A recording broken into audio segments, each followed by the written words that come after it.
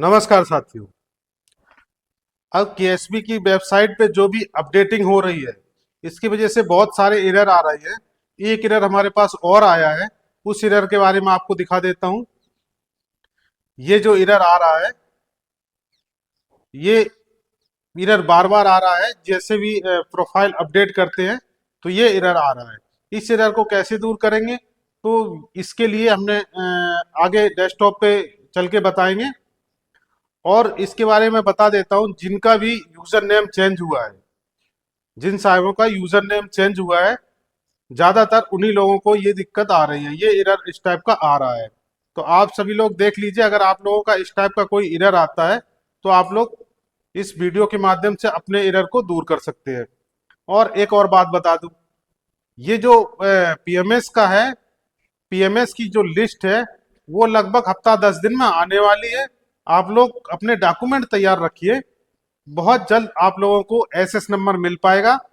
जो serial selection number होता है वो जब आपको मिल जाएगा तभी आप लोग रिन्यूअल भर पाएंगे। तो थोड़ा और इंतजार करिए, लगभग एक हफ्ता 10 दिन आपको लग जाएगा।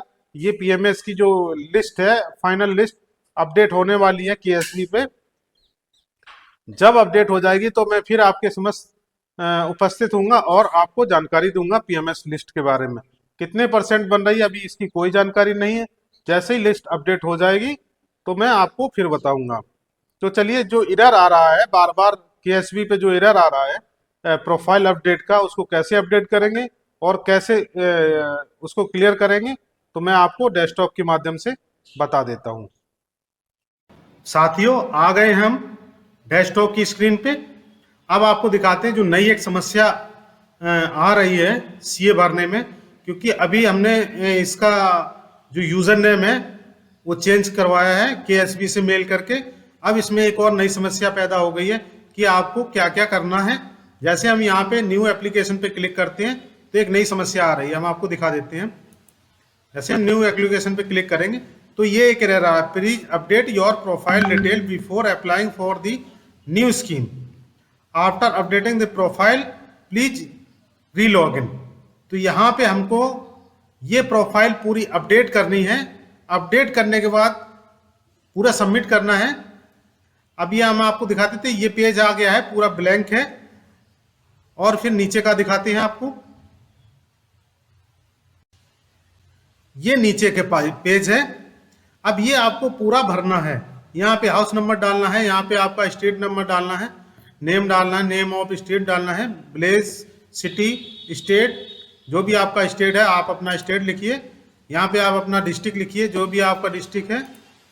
डिस्ट्रिक्ट लिखने के बाद यहाँ आपका कंट्री ऑलरेडी सिलेक्ट रहेगा, यहाँ पिन कोड डालिए। पिन कोड डालने के बाद यहाँ name of bank account holder, जिसका भी ये प्रोफाइल है उसका यहाँ नेम लिखना है। आपका है तो आप अपना लिख सकते हैं। यहाँ बैंक सेलेक्ट करना है। अगर आपका पंजाब एसबीआई है तो ठीक है, नहीं तो आप अदर्स में यहाँ लिख के यहाँ पे आप किसी भी बैंक का, जो भी आपकी बैंक है उसका नाम लिख सकते हैं। यहाँ ब्रांच नेम लिखना है, आपकी ब्रांच कहाँ पे है। उसके बाद यहाँ अकाउंट नंबर लिखना है। उसके बाद यहाँ पे आईएफएससी कोड लिखना है यहाँ पे। और यहाँ पे आपने लिखना पेंशनर, नॉन पेंशनर। तो आप सीए का फॉर्म भरेंगे तो पेंशनर ही होंगे। तो आप यहाँ पे अपना पीपीओ नंबर लिखना है और सेव कर लेना है। सेव करने के बाद फिर डाटा खुलेगा। तो चलिए हम इतना करके फिर आपको दिखाते हैं। हमने पूरा डाटा भर के अपडेट कर दिया है। रिकॉर्ड अपडेट सक्सेसफुल का मैसेज आ गया है।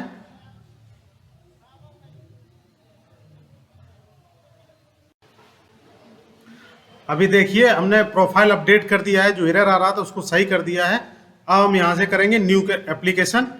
ये प्रोफाइल पहले यही थी जो मैंने आपको दिखाई थी। अब यहाँ न्यू एप्लीकेशन करेंगे। अभी देखिए वो एरर खत्म हो चुका है। और अब यहाँ से हम इतनी सारी स्कीम है, किसी को भी हम भर सकते हैं। ये प्रधानमंत्री स्कॉलरशिप फ्रेश है, ये रिन्यूअल है, रिन्यूअल का भी डेट खुल गया है, ऑप्शन आ गया है। और ये जो है एक्स सर्विसमैन, जो हमारा सीए होता है, एजुकेशन ऑफ चिल्ड्रन अलाउंस का ये है, इसको हम भर लेते हैं।